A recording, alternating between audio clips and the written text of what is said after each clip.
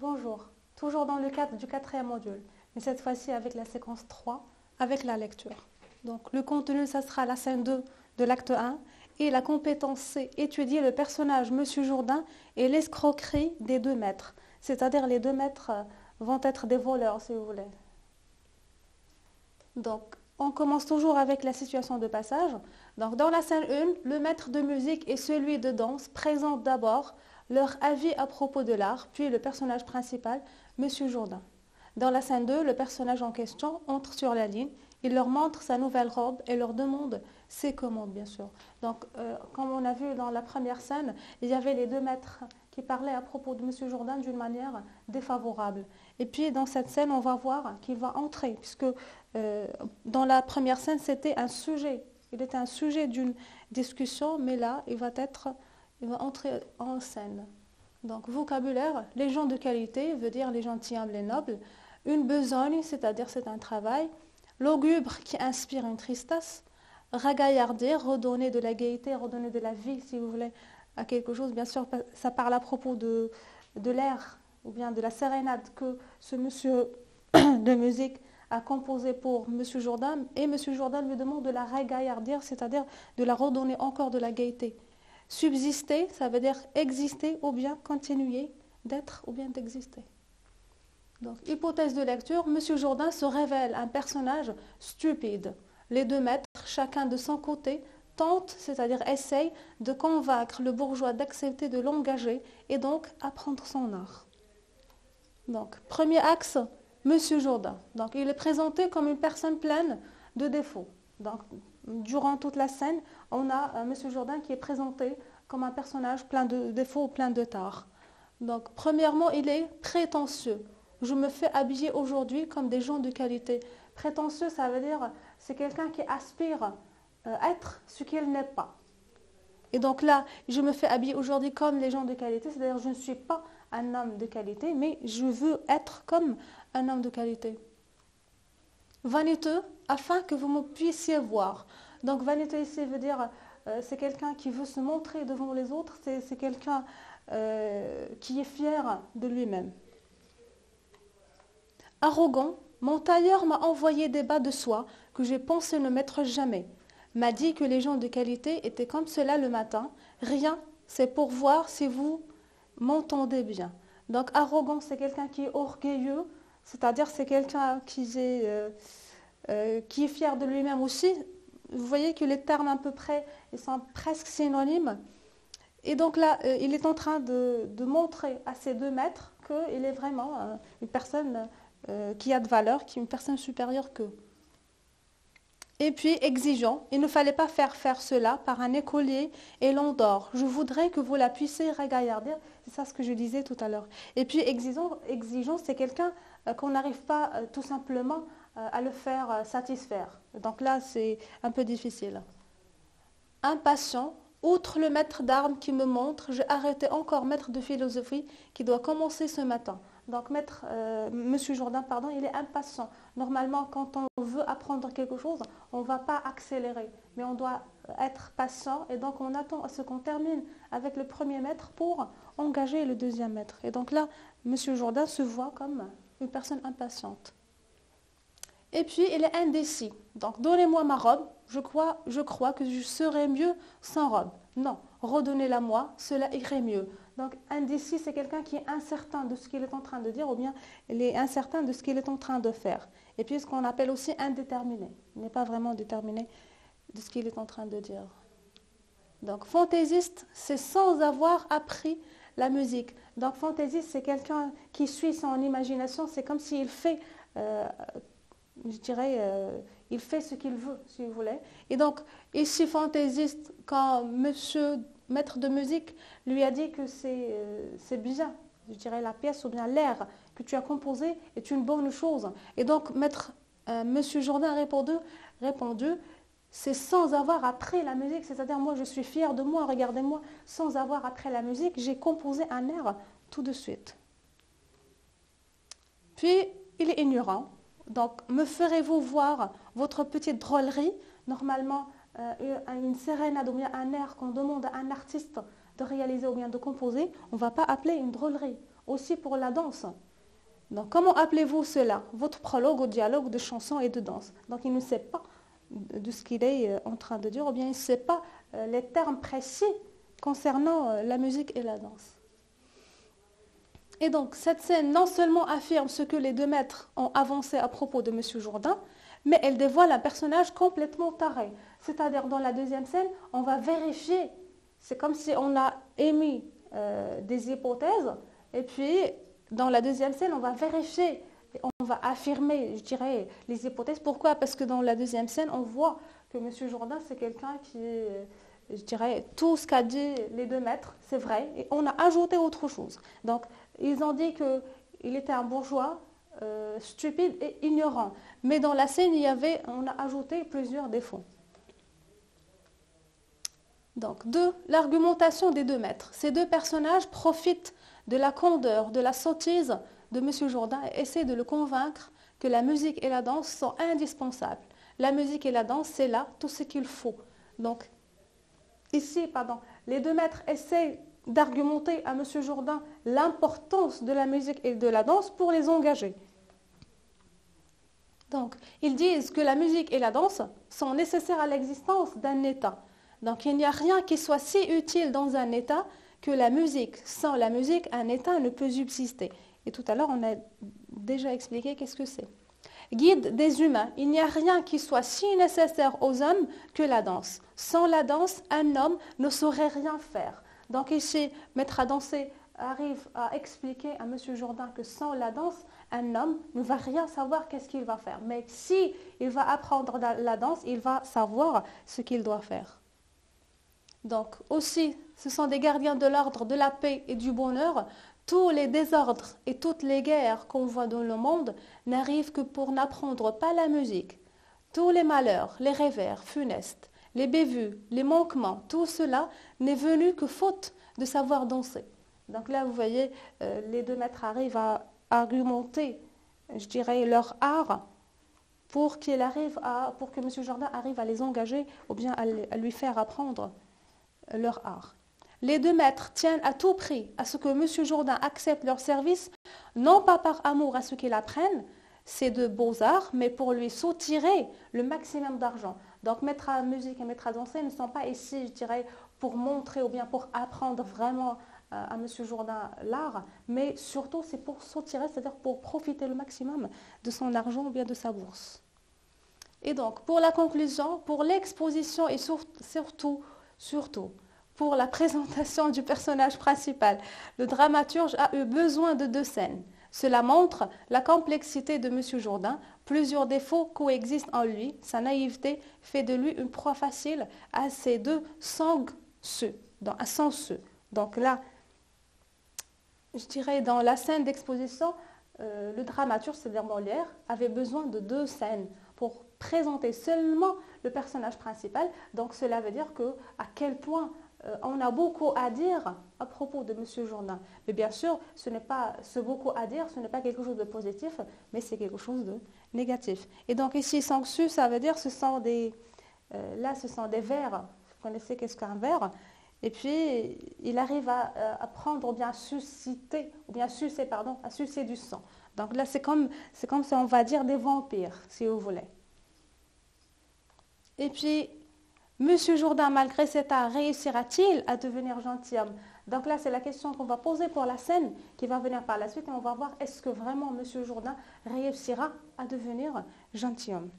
Et donc, après l'activité de lecture, on va faire une activité de langue tout de suite. Et donc, ça s'appelle le factitif. Donc, on va étudier l'emploi du verbe faire dans le factitif. Donc, tout de suite, on va savoir qu'est-ce que cela veut dire. Donc, commencement avec observation et compréhension. Donc, M. Jourdain, donc vous voyez ici 3, ce n'est pas la numérotation de la réplique, de la phrase, mais c'est de la réplique de M. Jourdain. C'est-à-dire, si vous allez voir le texte, vous allez voir la troisième réplique. C'est-à-dire, M. Jourdain a parlé premièrement, il y avait peut-être M. de danse, M. maître de musique, et puis vous allez trouver M. Jourdain deuxième réplique et M. Jourdain troisième réplique. Moi, j'ai choisi la troisième réplique. Donc, je vous ai fait un peu attendre, mais c'est que je me fais habiller aujourd'hui comme les gens de qualité. Je vous ai fait un peu attendre. Là, bien sûr, le vous, ça renvoie à maître à danser et à maître de musique. Donc, ce n'est pas Monsieur Jourdain qui a demandé à ces deux maîtres d'attendre, mais plutôt Monsieur Jourdain demande à son valet de dire aux deux maîtres d'attendre Monsieur Jourdain. Donc là, c'est comme si on demande à une autre personne de faire la tâche que je veux. Donc, que je me fais habiller aujourd'hui comme les gens de qualité. Ça ne sera pas la même chose si je vais dire j'habille ou bien je m'habille. Ce n'est pas comme le fait de dire je me fais habiller. C'est-à-dire je demande à une autre personne de m'habiller. Donc, le tailleur habille Monsieur Jourdain.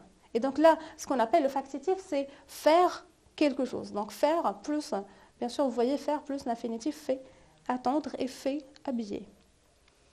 Donc, maître de musique, là, peut-être c'est la 15e peut-être réplique. Je voudrais bien auparavant vous faire entendre un air.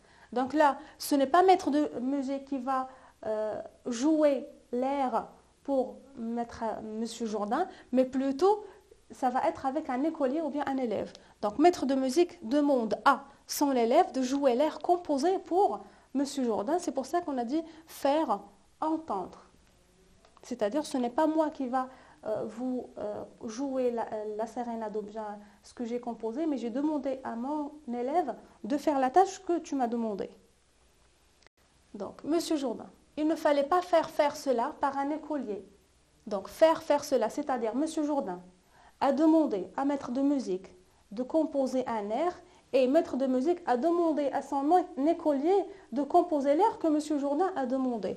Donc, Monsieur Jourdain demande à maître de musique de composer un air et à son tour, il demande à son élève de composer cet air. C'est pour ça qu'on a dit faire cela. C'est comme si on a de la passivité de la chose. Ce n'est pas moi qui fais l'action, c'est-à-dire je ne suis pas un sujet actif, mais je donne à une autre personne qu'elle soit un sujet actif. Donc, pour le bilan, le factitif, ça veut dire faire plus l'infinitif. Donc, rappel de la conjugaison du verbe faire au temps de l'indicatif, bien sûr. Donc, on a le verbe faire au présent, passé composé, passé simple, imparfait. Donc, je fais, tu fais, il fait, elle fait. Peut-être, quand vous arrivez à vous, parce que nous disons, nous faisons, d'accord? Et puis, vous, qu'est-ce que vous dites? Vous faisiez. Alors que c'est faux. Normalement, on dit, nous faisons, vous faites, ils font. Ou bien, elles font. J'ai fait, tu as fait, elle a fait, nous avons fait, vous avez fait, ils ont fait. Je fis, tu fis, il fit, nous fîmes, vous fîtes, ils firent. Bien sûr, je faisais, tu faisais. Ils faisaient, même si ça s'écrit avec AI, ça se lit comme à eux. Nous faisions, vous faisiez, ils faisaient, elles faisaient. Donc, maintenant, on va voir ou bien c'est quoi l'emploi du factitif. Donc, l'emploi du factitif indique que le sujet n'accomplit pas l'action à lui-même, c'est-à-dire que cette action est réalisée par un agent actif. C'est comme si j'ai dit tout à l'heure. Quand je dis « je fais faire quelque chose », c'est-à-dire le « je », ce n'est pas lui-même le sujet qui est réalisé, mais c'est un autre agent, c'est-à-dire c'est une autre personne, c'est un autre sujet qui va être dans la phrase, qui va être actif, c'est-à-dire qui va être le sujet du verbe qui est à l'infinitif. Sa valeur est de montrer que le sujet du verbe faire, même s'il est passif, est supérieur à celui qui exécute la tâche. C'est comme si, par exemple, on revient à la phrase qui est dite par M. Jourdain. Donc, ici, je vous ai fait un peu attendre. Donc ici, le sujet, c'est je, d'accord? Mais ce n'est pas lui qui a fait la chose, mais on a employé le factitif pour montrer que ce je est supérieur que cette personne à qui on demande de réaliser la tâche. Donc, sa valeur est de montrer que le sujet du verbe faire, même s'il est passif, est supérieur à celui qui exécute la tâche. Donc, bien sûr, on a des cas. On va commencer avec le premier cas. Si on mentionne seulement le sujet de l'infinitif, celui-ci est placé immédiatement après l'infinitif. L'exemple, le maître fait lire les enfants. Le maître fait lire les enfants. Dans ce cas, on va se demander ou bien se poser la question qui a lu. Donc, ce sont les enfants qui ont lu ou bien qui lisaient, bien sûr, sur la demande du maître. C'est parce qu'ils lisent, c'est parce que c'est le maître qui a demandé à ce que les enfants lisent. Tout à l'heure, j'ai dit que le sujet du verbe faire est supérieur. Donc, ici, le maître est supérieur aux enfants, même si les enfants qui vont être le sujet de cet infinitif qui est le verbe lire. Donc là, on l'appelle du factitif, ou bien ici on va appeler le sujet de l'infinitif lire. Maintenant, deuxième cas, si on mentionne seulement l'objet de l'infinitif, celui-ci est placé immédiatement après l'infinitif. Donc le maître fait apprendre quoi? Le maître fait apprendre la grammaire. Et donc s'il s'agit d'un objet, il est tout de suite placé après le verbe qui est à l'infinitif. Maintenant, si on mentionne l'objet et le sujet de l'infinitif à la fois, c'est-à-dire on a le sujet et l'objet en même temps. Donc, l'objet est placé juste après l'infinitif et le sujet vient ensuite précédé de la préposition. Ça veut dire, on a le verbe à l'infinitif, on a l'objet et puis le sujet. Mais avant de mentionner le sujet, on a besoin d'une préposition. Donc, on a deux prépositions. Donc, A, si le sujet est l'exécuteur et le bénéficiaire de l'action. C'est-à-dire, on va dire, ou bien, avant le sujet, on va mettre le A, si le sujet est l'exécuteur. C'est-à-dire, c'est celui qui va faire l'action et qui va bénéficier de cette action. Donc, je donne l'exemple. Le professeur fait lire un livre aux enfants. Donc, vous voyez ici, on a la préposition à, parce que là, c'est contracté, parce que normalement, c'est à les enfants, mais on dit aux enfants. Donc, aux enfants, ce sont, je dirais, les bénéficiaires et les exécuteurs de la tâche. La tâche, c'est quoi? C'est de lire. Donc, lire un livre aux enfants. Donc, on a le verbe lire, on a l'objet, et puis on a le sujet. Donc, si le sujet est précédé d'une préposition qui est à, on dit que le sujet est exécuteur et bénéficiaire. Donc, les élèves répondent à la demande du professeur et bénéficient de la lecture. Donc, si le sujet est précédé d'une préposition qui est par, donc si le sujet de l'infinitif est seulement un exécuteur, c'est-à-dire si le sujet, bien sûr, c'est, je dirais, introduit par, et donc ce sujet-là, il ne va pas être bénéficiaire, c'est-à-dire il ne va pas bénéficier de l'action, mais va être seulement un exécuteur. Je vais vous donner l'exemple. Je fais envoyer une lettre par la secrétaire. Donc, j'ai fait envoyer une lettre par la secrétaire. Donc, la secrétaire, elle va exécuter seulement l'action, mais elle ne va pas bénéficier. Pourquoi? Ce qui va bénéficier de l'envoi de la lettre, c'est je. Je fais envoyer une lettre par la secrétaire. Donc, la secrétaire, c'est l'exécuteur et il ne va pas bénéficier de l'action. Donc, l'exécuteur est la secrétaire, mais il ne bénéficie pas de l'action.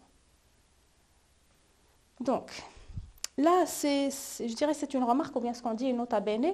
Le professeur fait lire un livre aux enfants par l'assistant. Donc ici, on a les deux. On a la préposition à et la préposition par. Dans ce cas, le professeur fait lire un livre aux enfants par l'assistant. Donc, le professeur demande aux enfants de lire. Donc là, ils sont, je dirais, un sujet. Pardon, ils sont un COI, ce n'est pas un sujet. Donc, un livre acquis aux enfants, par qui? Par l'assistant. Donc, les enfants vont être seulement bénéficiaires, c'est-à-dire ils ne vont pas être le sujet, ils ne vont pas être exécuteurs, ils vont être seulement bénéficiaires. Et ce qui va être l'exécutant, ou bien l'exécuteur, pardon, c'est l'assistant. C'est-à-dire c'est l'assistant qui va faire la tâche, alors que les enfants ils vont bénéficier de cette tâche qui est réalisée par cet assistant. Donc, dans ce cas, les enfants seront seulement des bénéficiaires et l'assistant sera exécuteur. Maintenant, dans l'exercice, vous allez souligner d'un trait le sujet de l'infinitif, de deux traits l'objet. Donc, on a la première phrase, je fais payer la semaine, sa façon de s'habiller fait paraître cet homme encore plus jeune, et puis il se fait habiller par un tailleur anglais. Donc, je fais payer la semaine. Je demande la question de tel. Je fais payer quoi? Donc, puisque je dis je fais payer quoi, donc la semaine, bien sûr, ça sera un objet et non pas un sujet. Et donc, la semaine, ça sera le sujet du verbe payer. Pardon, ce n'est pas le sujet, mais l'objet. C'est l'objet du verbe payer. Donc, sa façon de s'habiller fait paraître cet homme encore plus jeune. Sa façon de s'habiller fait paraître cet homme encore plus jeune. Donc, dans la phrase, qui va être le sujet ou bien l'objet. Donc si je dis cet homme paraît ou bien on fait paraître qui? On fait paraître qui? Donc si je dis on fait paraître qui, donc cet homme va être le sujet bien sûr du verbe paraître qui est l'infinitif. Donc sa façon de s'habiller fait paraître cet homme encore plus jeune. Et vous voyez, je dis tout à l'heure, un trait, ça va être le sujet et deux traits, ça va être l'objet. Donc il se fait habiller par un tailleur anglais. Il se fait habiller par un tailleur anglais.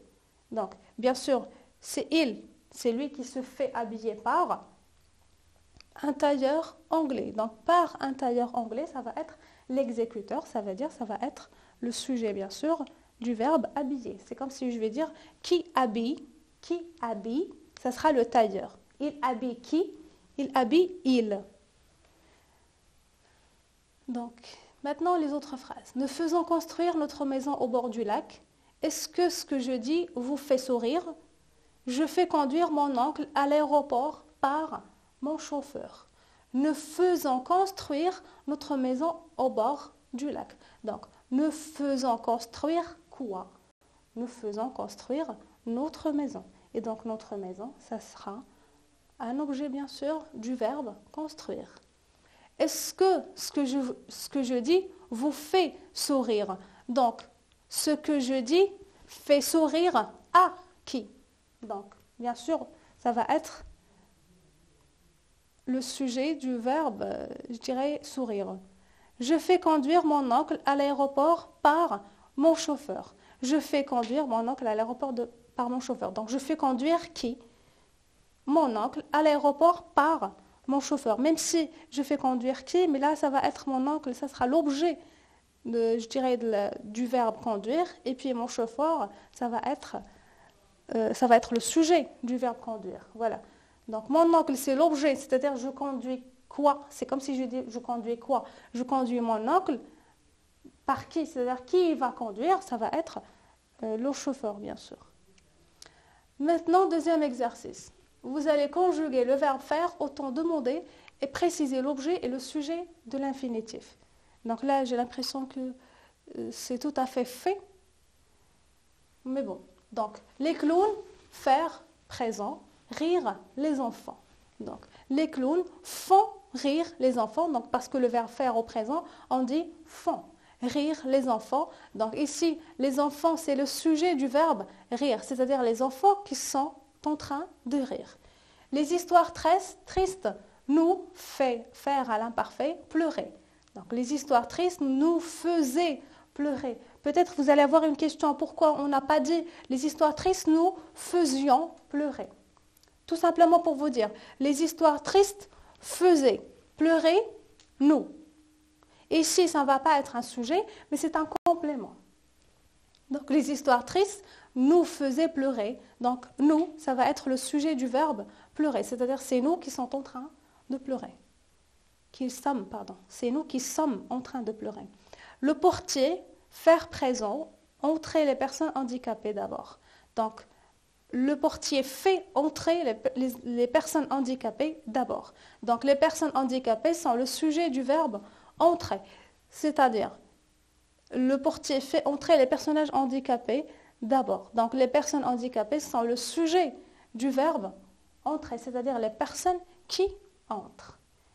Ça va? J'espère que vous avez compris quelque chose. Donc, la dernière phrase, je, faire, au passé composé, changer la moquette du salon. Donc, j'ai fait changer la moquette du salon. Là, ce que je vise à travers cet exercice, c'est que vous connaissez, je dirais, la conjugaison du verbe faire. Et du coup, de connaître, je dirais, la passivité d'un sujet. Donc, j'ai fait changer la moquette du salon. Donc, la moquette, ça va être l'objet, du verbe changer. Parce que la moquette ne peut pas changer elle-même. Il doit y avoir un sujet qui va changer cette moquette. Et donc, j'arrive à la fin, je dirais, de cette activité de langue et on va se voir avec une activité de production écrite. Merci de votre attention, on se verra.